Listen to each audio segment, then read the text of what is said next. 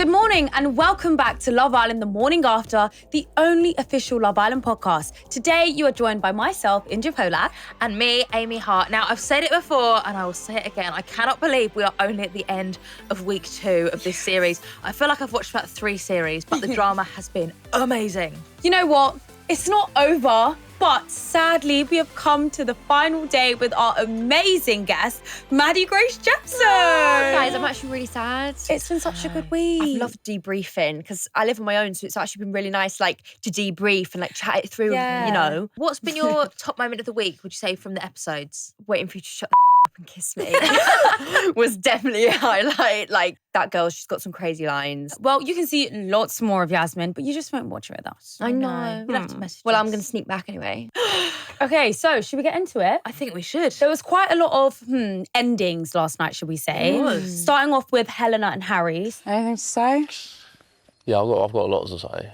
It's done, by the way. I don't know if you want to hear it now, though. Probably not, it's done. What do you think about the situation? I can see them getting back together eventually. Really? Because when you're in the villa together, if there's no other options, you know, I think he will always want to go back to her, just whether she lets it. But I'm glad that she's finally drawn a line under it all, has said, you've embarrassed me one too many times. And I think some of the girls did say to her, you need to stop letting him have the opportunity to embarrass you. You can't change someone's actions. You can only change how you react to them. And I feel like Harry is always going to be like that. So if you keep forgiving him, then... Well, and he said to Shakira, oh, I wouldn't act this way with you because you wouldn't let me get away with it. And I just thought, well, that just says everything. Yeah. Do you know what I mean? And we said from the start, we felt like Helena was maybe being a bit play it chill, but actually she really should have put him in his place. I think that's where it's kind of gone wrong, as he felt like he can get away with so she's much. let him get away with it. But even that, we all fell for it because he sat there with Shakira saying, you know what, I think we can give it another go. I only acted like that for a reason. Then we saw him straight away speaking to Dejon in the den saying, Shakira's fallen for it. I've said to her, I know I have a laugh, but, like, if there's someone that would, like, keep me in my place, I wouldn't do it. So what did she say? She was lapping it up. She was lapping it up. Yeah, She was lapping it She up. said that she really wants it. Do you actually think Harry would not behave like that to Shakira? Because I think he would still do it. No, Me he too. would. I think Harry will have anyone who will just have him. Yeah. Like, because I felt like even tonight when he went over to Helena and they had their, like, second chat, it just felt like he kind of done that in the spur of the moment, just like, do you want to chat to me tonight? Took her up to the terrace, probably hoping to, like, that she was going to forgive him again or something. Yeah. So I don't think he's ever going to change. No. I mean, what I noticed about his chat with Helena, the second one up on the terrace, he has yet to say sorry. Like, the word sorry has not come out of his mouth. And he kept saying, like, I was going to apologise, but what's the point? Like, he never actually apologised. So he doesn't take any accountability. I think that's been a theme that we've been running through the last 2 weeks with Harry, is there's never any accountability. It's always someone else's fault. A week ago, he was blaming Shakira for every time that he went to Helena. It was always Shakira's fault. And I think that's just shown again. Yeah, I mean, he did also suggest to Helena, you know, maybe they should be friends. Do you think Helena can actually be friends with Harry? Obviously, given the fact that they are living in the Love Island villa together and they're going to be walking past each other, what do we think is going to happen here? I think it'll be civil. I don't think they're going to be friends. I think he's always going to, like, hope that she might come back to him, but not because, like, he really, really deeply likes her. I just think because he likes to feel like he can have anyone. Yeah. She's made the right decision. I hope she sticks by it and doesn't fall for his bull again, because there's a whole lot of bull crap going on from him. But yeah, we'll I don't know see. what you guys' opinion is on, like, being friends with somebody that you were once in a romantic situation with. But it's a big fat no from me. It's a big fat like, no from I don't me. wish you, like, hell, but, like, I'm not going to be rooting for you and I don't want to be a friend. Like, obviously, with my time in the villa, I did leave instead of staying. We left on good terms, and when we see each other now, like, we do always really get on. But I couldn't have stayed there and been friends. But we were a lot further in. I think now it's they can couple up other people and it's not too awkward. There's not that many feelings there. Once your, like, tongue's been down my throat a million gazillion times, do you think we're just going to be mates? Yeah, but not. You're actually getting blocked on everything. Even if we ended amicably, I want you blocked on every single platform. I don't want to see you ever again. Or mute, because then they don't know you've done it. Mute. Yeah, I love a mute. Archive. All mute of that into into the general chat, the lot. Shakira may be free for Harry, though, because sadly, another couple that has come to the end of the road is Ben and Shakira. But obviously it was Shakira that took him to end it. But obviously it was totally Ben's idea and he was thinking exactly the same thing. Because he wants to explore, I don't know whether he means like other parts of the garden or like other wardrobe spaces in the villa, like to put his shoes in different places or something, because I'm not sure what other things he thinks he's going to explore in there. I'm going to explore women, maybe. But who? Oh, God, yeah. Helena? Maybe Emily. Emily or Helena? Or even Yasmin. Ben and Yasmin, that would be some interesting chats. That'd be something. Shakira did say that Ben dulled her sparkle. And I think it's so good for her to like acknowledge it. I still love Shakira so much. We've loved her this whole time. She knows what she wants. And again, I think all of them have been amazing in these last few episodes, because in that villa, when you're in a couple, you're never safe in the Love Island villa. Your last day can be at any time. However, you are safer if you're in a couple. If a recoupling happens tonight and you've decided to say to the person you're with, actually, I don't want to be with you anymore, you are then more at risk.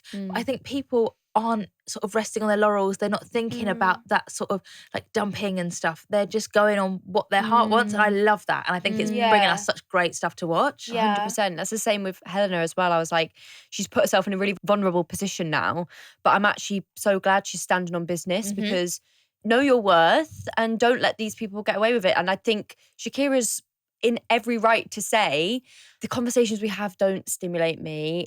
You're causing more chaos than calm. Like, that's never a nice environment to be in, especially in that like tiny little villa. There's a lot of time to chat. Oh my God, it's just be exhausting. So I'm proud of her actually. And Ben took it like a champ. Whether it was an ego thing or whatever, he took it like a champ. So I'm glad that it wasn't like hostile or anything like that. It's funny you say that actually, because I was going to say that actually just before you said it. No, I think that's true. And I think one thing that people do need to realise, it is a Love Island villa, but communication styles is very important. And I personally think the way like your personality is aligned and how you communicate with people is so important. And I always say, I don't think compatibility is something you can talk out. Like if you don't get along with somebody, it's just never going to work. And sometimes it kind of takes a while to understand that. Yeah, especially in the villa. It's really good that Shakira has acknowledged that it's Ben that dulls her sparkle, because there's so many things like, oh, you know, it's the pressure cooker, I'm a bit homesick, you know, there's a lot of drama going on, that's why I'm feeling a bit like meh. But it's not that, it's just because you're in a relationship that doesn't work. No, and you're arguing all the time. That's going to dull anyone's sparkle. 100%. And I think the sooner you catch that, the better, because so many times you can end up in a relationship and your spirit's dampened and you're just sort of like, oh, why do I feel this way? Until you break chain with those shackles and it's free. Well, Shakira could be going out of the frying pan and into the fire with Harry, but we will find out on Sunday. Week 1 of Love Island has been full of both twists and gorge pre-love fits from eBay. With so much to unpack, I'm here to bring you up to speed with all the fashion goss straight from the villa. Our brand new bunch are settling in and serving some serious looks. Alima kicked it off in a stunning Wonder Doll co-ord worn previously by All Stars 2, Gabby and Elma, while Conor ticked all the boxes in his Nike Air Maxes. Freshly sealed with eBay's authenticity guarantee, may I add. Finally, all eyes were on Harry, starting off the week in an Axel Arigato jacket worn by Harry G in Series 11's Floral Party and All Stars 2 Sammy, then turning heads for the right reasons in those amazing Supreme and Liberty trousers. Just goes to show, pre-loved always slays. If you're ready to get those heads turning too, shop your next villa-inspired outfit on eBay, sponsors of Love Island. A conversation that I think shocked all of us last night. So we know that Conor is coupled up with Emily at the moment, but he made it very clear that he's been holding on to some feelings that he's actually had for Megan. And with those feelings, he pulled her for a chat and everyone was like, well, where did this come from? Hello, people.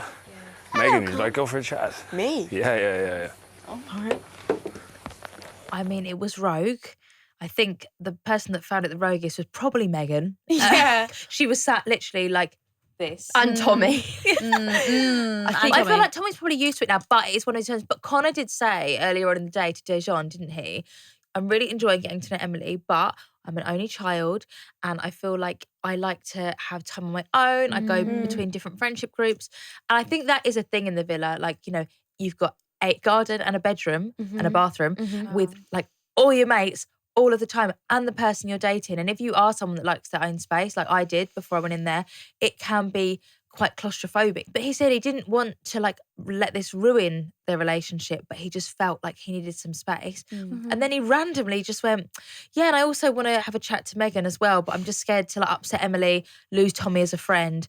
and get rejected by Meghan. It's like the Holy Trinity. It would have been a double, triple whammy if that did happen to him. But I think those are some realistic points. I feel like it did though. Up. Apart from losing Tommy as a friend, he has sort of been rejected by Meghan because she just laughed a lot. Emily is upset. So it's just Tommy to lose as a friend. But to be fair, who knows? I feel like this might have been a little bit of an eye-opener for Meghan because she did say at the end of the conversation, you know what, sometimes I do feel like, you know, I'm holding on too much and I'm telling Tommy all the goss and being so loyal to him. And she has to kind of like check back into reality and be like, wait, I'm not in a relationship. And I think that's the thing about the Love Island villa. Like people get so loyal to each other. You build these friendships. You almost feel like it's cheating or like you're just being such a bad person for actually following your heart and speaking to somebody else. It's because you're in this, it is a pressure cooker. Yeah. And even like Conor speaking about feeling, you know, really claustrophobic, we can say, that is something that does happen. Like you 100%. Can't go out and call your mum, you can't see your friends.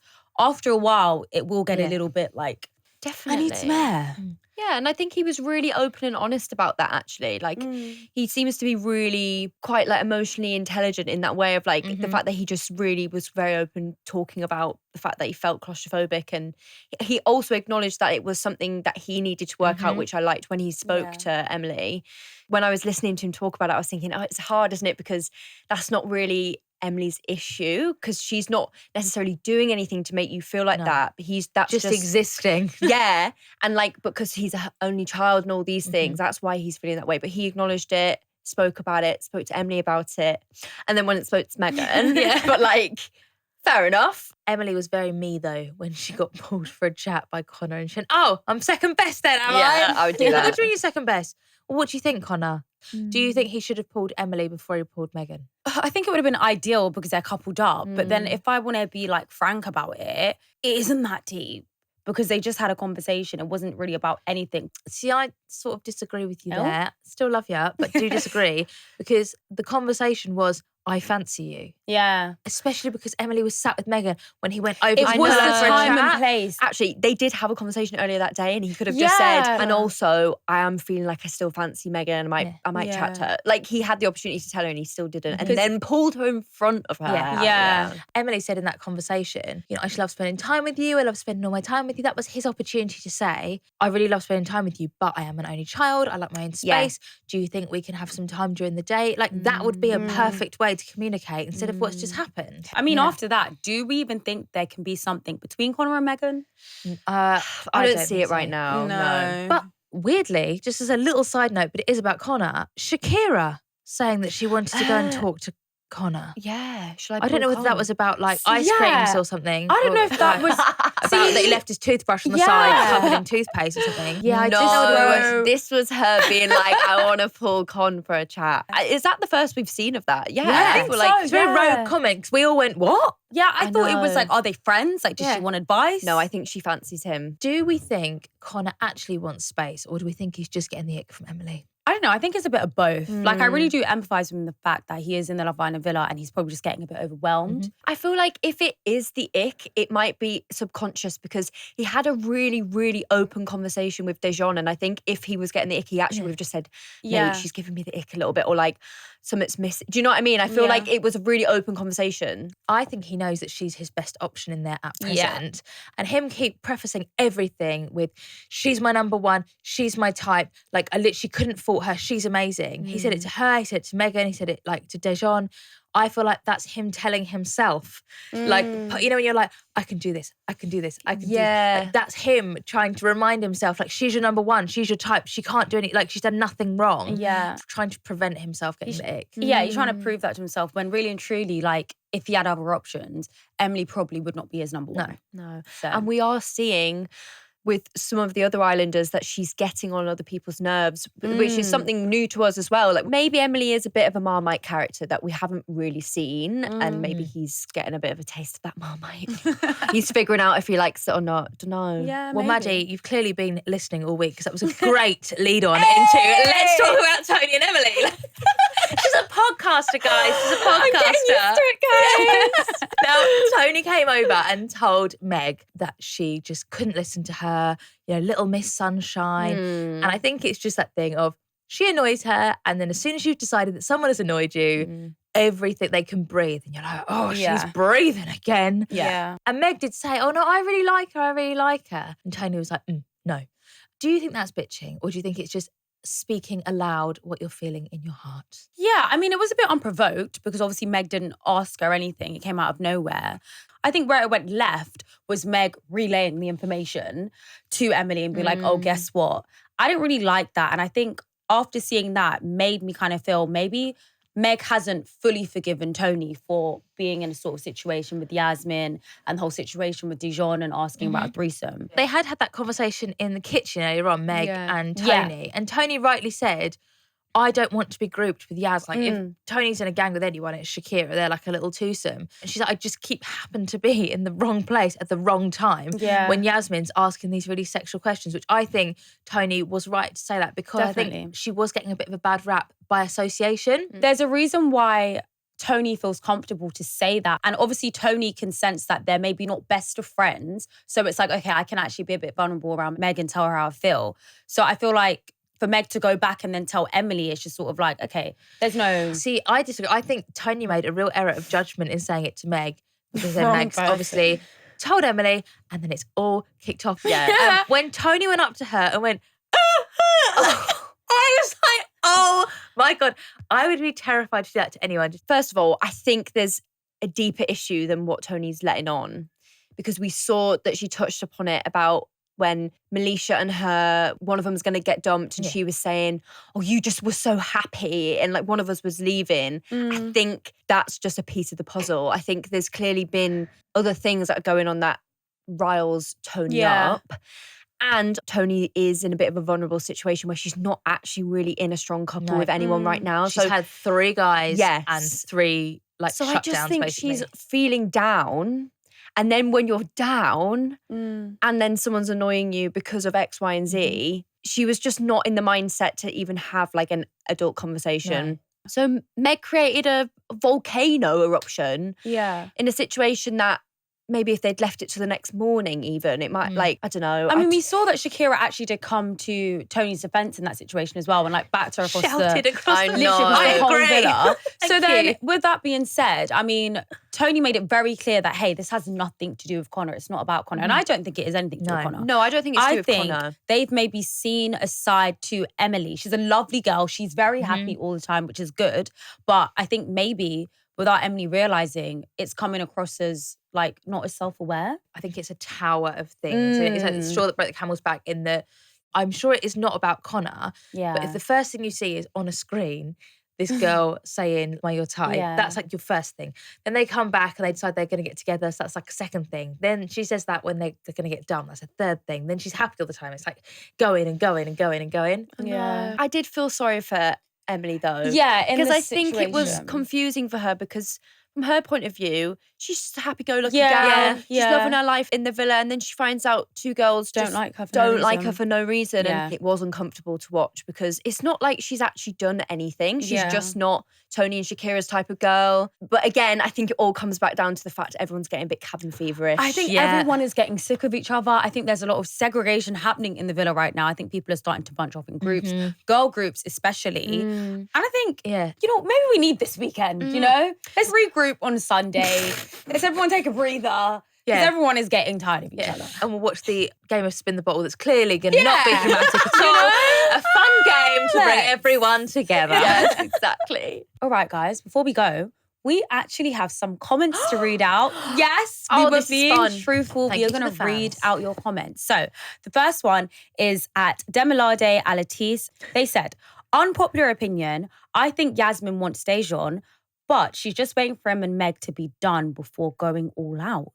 I actually do have a thought on this. Okay. Because I thought Dejon's reaction to Yasmin around the fight, and he was like, you two aren't special, I thought was really odd. And I felt like he feels rejected by her because she went after Harry. Because, you know, it was kind of like, we didn't know if she was going to go for Harry or Dejon. Yeah. And then she kind of went off with Harry. And I think he's a bit butthurt by that. And I think she would have given him the get out a little bit, maybe. So I feel like there was something there between them and then it's all gone left and he's butthurt. And To be fair, I don't think Dijon would say no if him and Meg split and then Yasmin wanted to come and Exactly. So I think Yasmin is going to be waiting a long time for Meg and Dejon to end. Meg won't allow No, that. that's not going to happen. And then we got Spandan Sars, 8816, said, I can always come here for the drama analysis. Thank you. We try. like that. we try. But we would love to sit here yapping for hours, but unfortunately, we've got to go. Thank you, Maddie, for joining us this week. It's been lovely to have you. Yeah, I've literally loved it so much. And I can't wait to keep watching, girls, see all your debriefing. And make sure that you tune in to After Sun on Sunday, right after the main episode on ITV2, where Amy, Sam, and Ash will be joining Maya to break down all of the Love Island Villa gossip. See you on Sunday. Bye, guys. I'm going to miss you.